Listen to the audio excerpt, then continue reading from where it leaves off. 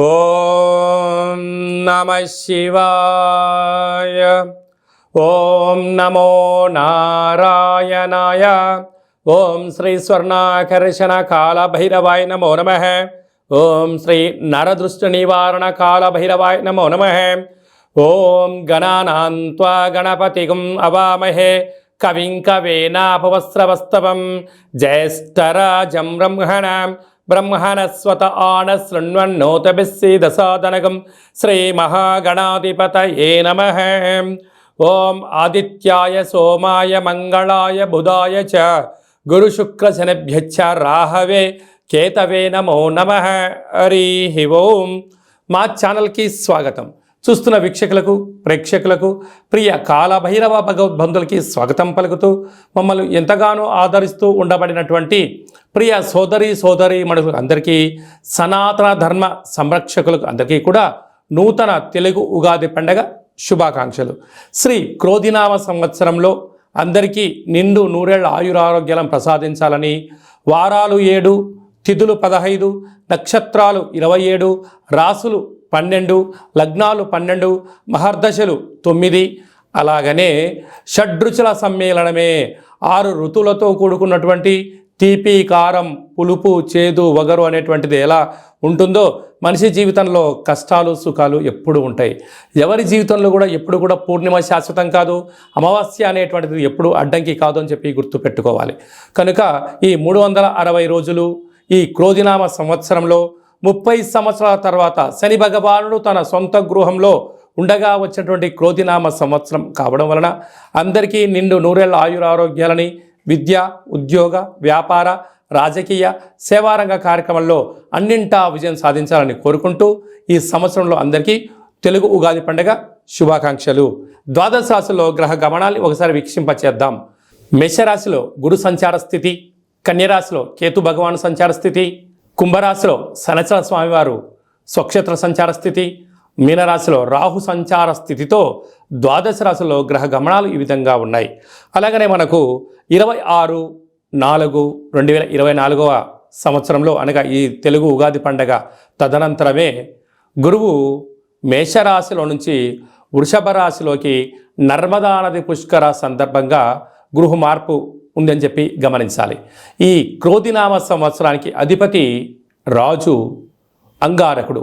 ఎందుకనగా ఈ సంవత్సరము మనకు తెలుగు ఉగాది పండగ మంగళవారం రోజు అవ్వడం వలన, మంగళవారానికి అధిపతి కుజ భగవానుడు అవ్వడం వలన, ఈ సంవత్సరానికి రాజు కుజుడు అవ్వడం వలన నిత్యము అనేక మంది క్రోధము, ఆవేశము అనేటువంటి పరిస్థితుల్లో ఉండడము, ఎర్రటి నేలలు, ఎర్రటి పంటలు బాగా పండడము, అద్భుతమైనటువంటి కందులు, మిరప, ఎర్రటి నేలలు, సంపూర్ణమైనటువంటి ఆహార ధాన్యాల ఉత్పత్తులు చాలా అద్భుతంగా ఉంటాయని చెప్పి కూడా గమనించగలగాలి.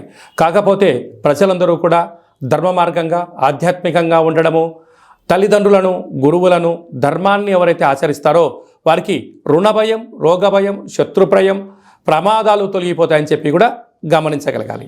అలాగనే ఈ సంవత్సరము మంత్రివర్యులు శని భగవానుడు అవ్వడం వలన, ఆ శని భగవానుడు ప్రస్తుత కాలమాన ప్రకారంగా కుంభరాశిలో సంచారము చేయడం వలన ధర్మ మార్గంగా ఎవరైతే ఉంటారో వారికి చాలా మంచి కాలము అని చెప్పి గమనించగలగాలి. తెల్లటి నువ్వులు, విశేషమైన నీలం రంగు పదార్థాలు, పుష్పాలు, పండ్లు, పదార్థాలు, అద్భుతమైనటువంటి ధర్మ పరిపాలనగా, ధర్మంగా, న్యాయంగా, నీతిగా ఉండబడిన వారికి చాలా మంచి కాలం అని చెప్పి గుర్తుపెట్టుకోగలగాలి. ఎవరైతే అధర్మంగా ఉంటారో, అన్యాయంగా ఉంటారో, రాక్షస జీవన విధానంగా ఉంటారో, గతి తప్పిన జీవన విధానం ఎవరైతే అలవర్చుకుంటారో వారికి అనేక ఇబ్బందులు ఉంటాయని చెప్పి కూడా గమనించగలగాలి.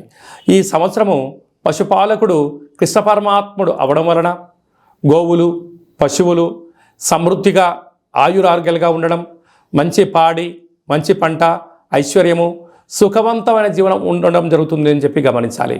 కాకపోతే ఈ సంవత్సరము శుక్రుడు అనేక రకాలమైనటువంటి ప్రభావం అధికంగా ఉండడం వలన అనేక మంది నిత్యము రోజు నూతన వస్త్రాలకు, బంగారు ఆభరణాలకు, వజ్ర వైడూర్యాలకు, విలాసవంతమైన జీవితాలకు, ఆధ్యాత్మిక తీర్థయాత్ర కార్యక్రమాలకి మొగ్గు చూపడం జరుగుతుంటుంది.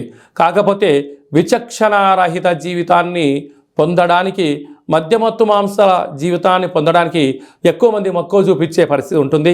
కనుక దయచేసి అలా వెళ్లకుండా ఆధ్యాత్మికమైన చింతనతో మీరు ఉండగలిగితే ఈ సంవత్సరము అందరికీ పట్టిందల్లా బంగారం అయ్యేటువంటి యోగ్యత కనపడుతుందని చెప్పి గమనించాలి. మీనరాశి వారికి ఈ క్రోధినామ సంవత్సరంలో ఎలా ఉండబోతుందో ఈ వీడియోలో సవివరంగా సంపూర్ణంగా తెలుసుకుందాం. మీనరాశిలో ఏ నక్షత్రాలు వస్తానగా పూర్వాభాద్ర నక్షత్రంలోని చివరి పాదం 4వ పాదము, ఉత్తరాభాద్ర నక్షత్రంలోని 4 పాదాలు, రేవతి నక్షత్రంలో 4 పాదాలు కలిపితే మీనరాశి. మీనరాశి యొక్క అధిపతి దేవగురు బృహస్పతి. ఈ సంవత్సరము నీరసాధిపతి గురువు అవ్వడం వలన మీనరాశి వారికి చాలా మంచి కాలం ఉందని చెప్పి గమనించగలగాలి. ఆదాయం 11, వ్యయం 5, అనగా 6 రూపాయలు స్థిరచరాస్తులు వీరి సొంతం కాబోతున్నాయి. ఎన్నో రోజులుగా ఎదురు చూస్తూ ఉండబడినటువంటి స్వగృహము, వాహనము, షేర్లు, ఫ్యాక్టరీలు, కర్మాగారాలు నెలకొల్పబోతున్నారని చెప్పడంలో ఏమాత్రము సందేహమే లేదు. రాజ్యపూజ్యం 2, అవమానం 4. మీరు ఎదిగే కొద్దీ ఒదిగి ఉండాలి. శత్రువులు పంచి ఉన్నారు, తస్మాత్ జాగ్రత్త. అదే కాకుండా ఈ ఉత్తరాభాద్ర నక్షత్ర జాతకులకు డిసెంబర్ నుండి ఉగాది వరకు చివరి సున్నా కారణం వలన ఆరోగ్యము, సర్జరీలు, కొద్దిపాటి ప్రమాదాలు పొంచి ఉన్నాయి, తస్మాత్ జాగ్రత్త. రేవతి నక్షత్ర జాతకులకు ఉగాది పండుగ నుండి డిసెంబర్ వరకు అనుకూలంగా లేని కాలము అని చెప్పి గుర్తుపెట్టుకోవాలి. ప్రథమ సున్నా, మధ్య సున్నా కారణం వల్ల ఏ పని చేయాలన్నా చేయకూడదా, చేస్తే ఏంటి, చేయకపోతే ఏంటి, నిత్యము మానసికమైన సంఘర్షణలో ఉండే పరిస్థితి ఉంటుంది. దయచేసి అప్పులు ఇవ్వద్దు, అప్పులు తెచ్చుకోవద్దు. రెండిటి వలన మీకు స్థిర చరాస్తులు పోగొట్టుకునే పరిస్థితి చాలా అధికంగా ఉంటుందని చెప్పి గమనించాలి.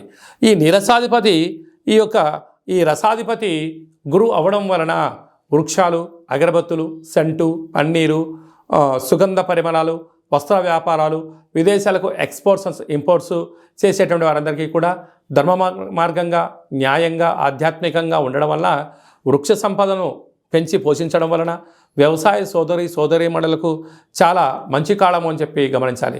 అలాగనే ఆయుర్వేద వృత్తి చేసేటువంటి వారికి అద్భుతమైనటువంటి మంచి అవార్డ్స్ రావడము, రాజసన్మానాలు, రాజగౌరవాలు వీరి సొంతం కాబోతున్నాయి.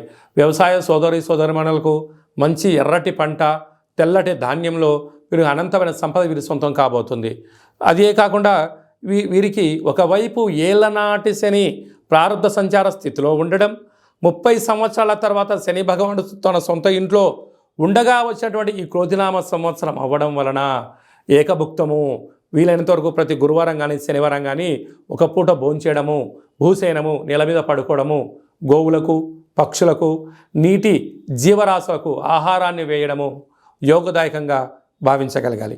అలాగనే మీనరాశి జాతకులకు ఈ సంవత్సరం పుష్కర స్నానం చేయడము అదృష్టవంతంగా భావించండి. ఎటువంటి పరిస్థితుల్లో ఆధ్యాత్మికత, వీలైతే శివలింగ ప్రతిష్ఠ చేయడము మంచిది. స్వర్ణాకర్షణ కాళభైరవ స్వామి యొక్క ఆనంద దీపాన్ని ఇంట్లో పెట్టుకోవడము, స్వామివారి యొక్క స్మరణ, కాళభైరవ అష్టకము, కూష్మాండ దీపాన్ని పెట్టడము, స్వర్ణాకర్షణ కాళభైరవ స్వామి యొక్క ముగ్గును ఇంటి బయట ఏర్పాటు చేయడం వల్ల అదృష్టం, ఆనందం మీ సొంతమవుతుంది. కనుక మీనరాశి వారికి శుభం, జయం, లాభం జరుగుతుందని చెప్పి గమనించాలి. ఈ తెలుగు ఉగాది పండగ ఈ సంవత్సరం మొత్తాన్ని బాగా మనం పరిశీలించినట్లయితే గ్రహ గమనాలలో పెద్దగా మార్పులు లేవు.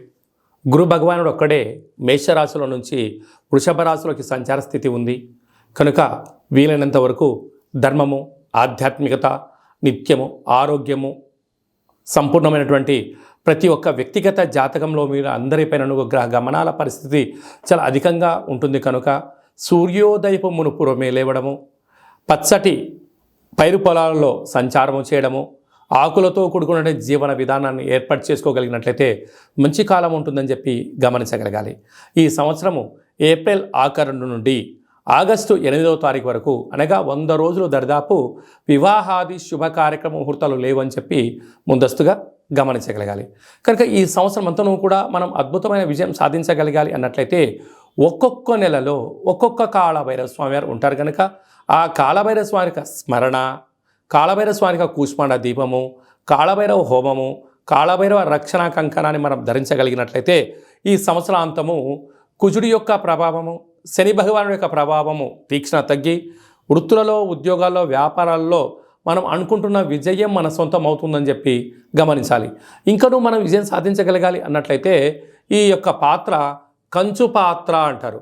అంటే కంచు మోగినట్టు కనకంబు మోగదు గదరా సుమతి అని చెప్పి మనకు సుమతి శతకంలో చెప్పుకున్నాం. ఇక్కడ రాసులు 12 ఎలా ఉంటాయో 12 రాసులను ఇందులో అచ్చు వేయడం జరుగుతుంది. ఈ యొక్క పాత్రను మనం ఇంట్లో ప్రతిరోజు పూజ చేసుకున్న తదనంతరము 2 అగరబత్తులను వెలిగింపజేసుకొని మనసులో ఏదైతే కోరిక ఉందో కోరుకొని ఓం స్వర్ణాకరేషణ కాళభైరవాయ నమో నమః అనేటువంటి మంత్రాన్ని ఉచ్చరింపచేస్తూ ఇలా చిన్నగా శబ్దాన్ని చేసినట్లయితే ఓంకార శబ్దం రావడం జరుగుతుంటుంది. ఇలాగా ఈ ఒక ఓంకార శబ్దాన్ని ఇలా చిన్నగా ఇలా వృత్తాకారంలో తిప్పినట్లయితే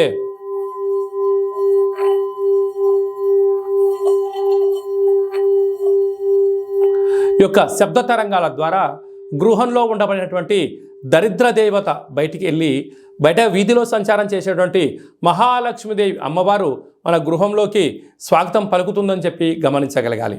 అలాగనే నరదృష్టి యొక్క ప్రభావాలు, గృహ వాస్తు దోష నివారణలు, యంత్ర మంత్ర తంత్ర పరతంత్ర పరక్రియ అంటే తాంత్రిక ప్రయోగ దోషాలు ఏమైనా కలిగినట్లయితే కూడా ఈ శబ్ద తరంగాల ద్వారా శబ్ద ధ్వని ద్వారా మానవుని శరీరంలో ఉండబడినటువంటి షట్చక్రాల మూలాధార, స్వధిష్టాన, మణిపూరక, విశుద్ధ, అనహత, ఆజ్ఞా చక్రాలు వికసింపచేసి వ్యక్తిలో ఉండబడినటువంటి అద్భుత జ్ఞానములు, సంపూర్ణమైనటువంటి ఐశ్వర్యము, ఆనందానికి స్వాగతం పలుకుతారు అని చెప్పి గమనించాలి.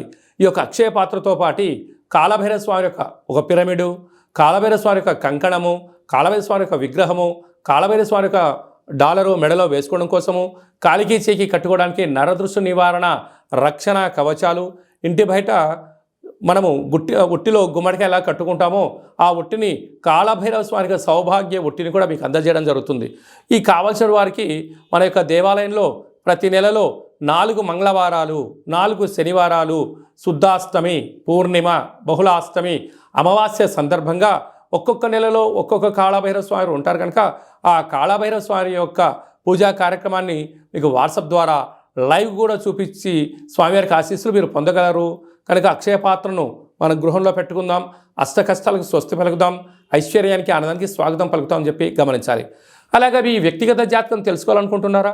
మీ యొక్క పేరు, పుట్టినటువంటి తేదీ, నెల, సంవత్సరం, పుట్టిన సమయాన్ని రాసి మీరు వాట్సాప్లో పంపించగలిగినట్లయితే 100 సంవత్సరాల జాతకాన్ని వ్రాసి మీకు పంపించి మీరు పుట్టినప్పుడు గ్రహ గమనాలు ఎలా ఉన్నాయి, ప్రస్తుత కాలమాన ప్రకారం ఎలా ఉన్నాయి, భవిష్యత్తులో ఎలా ఉండబోతున్నాయో సవివరంగా సంపూర్ణంగా మీకు తెలియజేయడం జరుగుతుంది.